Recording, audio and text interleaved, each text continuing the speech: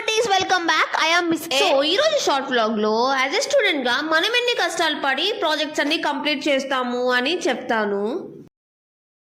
ఏదో ఏదో ఒక్కటి చెప్పు, ఒక్కటైనా. ఈ జనరేషన్ స్టూడెంట్స్ బాధ ఫేస్ చేసే వాళ్ళకి మాత్రమే తెలుస్తుంది. ఏంటో అస్సలు అర్థం కాదు. కానీ నిన్నేమో మిడ్ అంటారు, ఈ రోజు అసైన్మెంట్ అంటారు, రేపు ప్రాజెక్ట్ అంటారు, అండ్ నెక్స్ట్ డే ఏమో సెమ్ అనేస్తారు.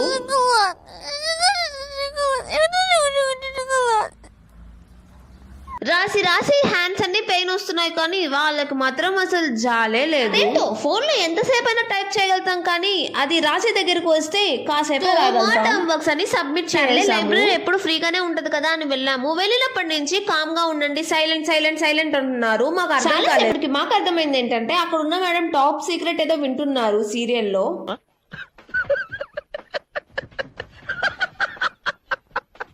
సడన్ గా ఏదో వైవా అనేసారు. అది వైవా అర్థం కాలేదు, ప్రెజెంటేషన్ అర్థం చేసుకునేటప్పటికి నా రోల్ నెంబర్ కూడా వచ్చింది. సార్ పిలిచారు. గర్ల్స్ కలిస్తే పక్కన వాళ్ళు మాట్లాడడానికి కూడా ఛాన్స్ ఇవ్వకుండా అన్ని మనమే మాట్లాడేస్తాం. ప్రెజెంటేషన్ దగ్గరికి వస్తే అసలు ఈ అమ్మాయికి మాటలే రావేమో, మనమన్నా నేర్పిద్దాం మాటలు ఎలా మాట్లాడాలి అనుకుంటారు. అలా ఉంటది. ఇదంతా పక్కన పెడితే వీళ్ళది కదా బిజినెస్, జెరాక్స్ షాప్ వాళ్ళది. నా కాలేజ్ ఫీజు కంటే జెరాక్స్ అయ్యే ఖర్చే ఎక్కువ ఉంది. That's all for today buddies. Thank you so much for watching. మీరు ఈ వీడియో ఇన్స్టాగ్రామ్ లో చూస్తున్నట్టయితే ఫాలో చేయండి, అండ్ యూట్యూబ్ లో చూస్తున్నట్టయితే సబ్స్క్రైబ్ చేయండి. బాయ్.